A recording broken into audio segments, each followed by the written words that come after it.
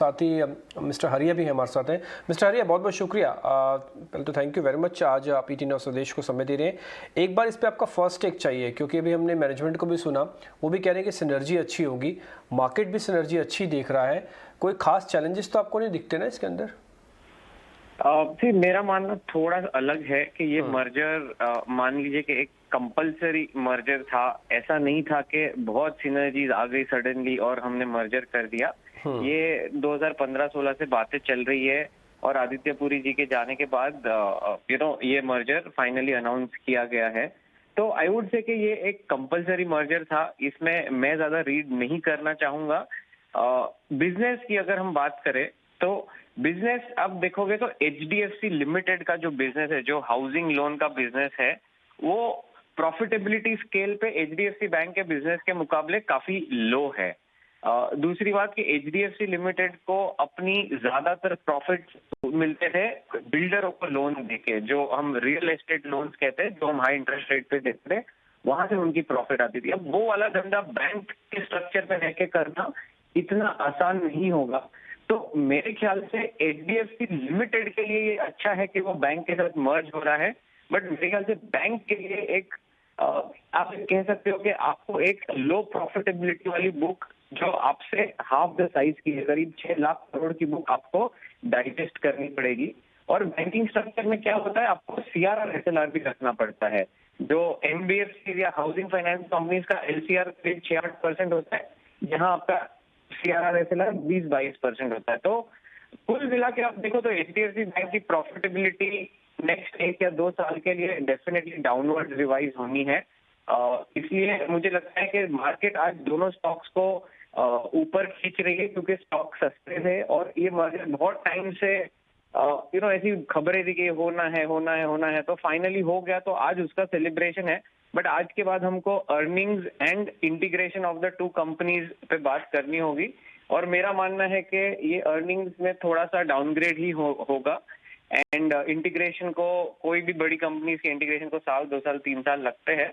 तो मेरे ख्याल से जो HDFC बैंक के शेयर होल्डर्स है, आई थिंक के they can book profits and ICICI SBI वगैरह, जहां पे आपको एक क्लीन ग्रोथ वगैरह दिख रही है, जहां ये सारा मर्जर वाला मामला नहीं है, वहां पे बेटर रिटर्न्स पाने की आशा रख सकते हैं। तो ये मेरा व्यू है।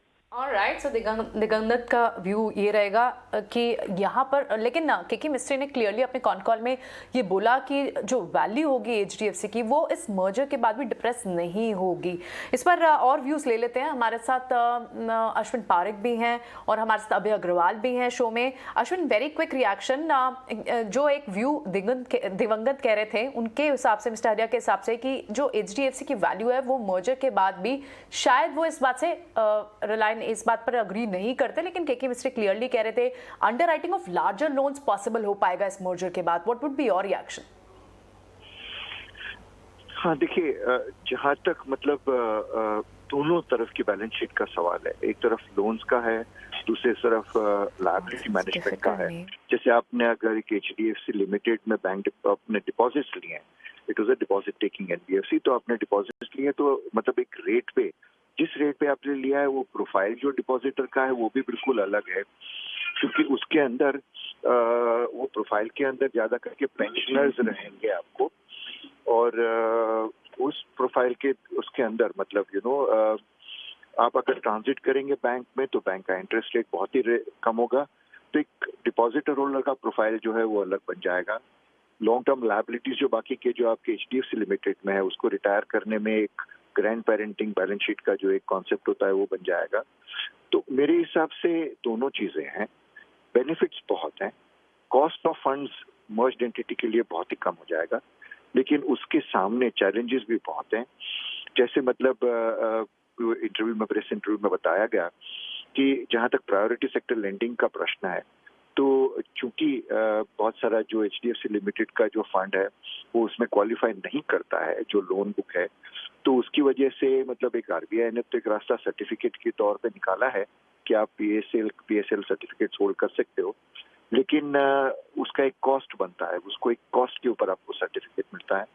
तो मेरे ख्याल से इन सारी चीजों को देखते हुए वेरी इंटरेस्टिंग, बहुत ही बढ़िया, मतलब एक बड़ी चीज एक हो रही है कि भाई एक बहुत बड़ी bank with a substantially large market capital एक इकोनॉमी में आएगी, और बड़ी बैलेंस शीट्स वाली बैंक जो होती हैं अपने स्थान पे इकोनॉमिक डेवलपमेंट में मतलब एक बैलेंस्ड व्यू में बहुत ही सारा मतलब एक रोल प्ले करती है।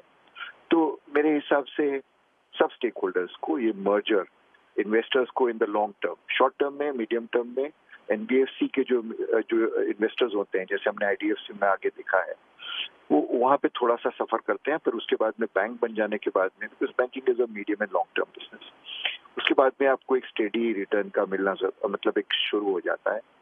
तो these are the challenges and these are the benefits to my mind, but मेरे हिसाब से जी अश्विन जी, बिल्कुल बिल्कुल। तो यहाँ पर दिगंत, अश्विन और अभय हमारे साथ इस बड़े मर्जर पर सारी खबर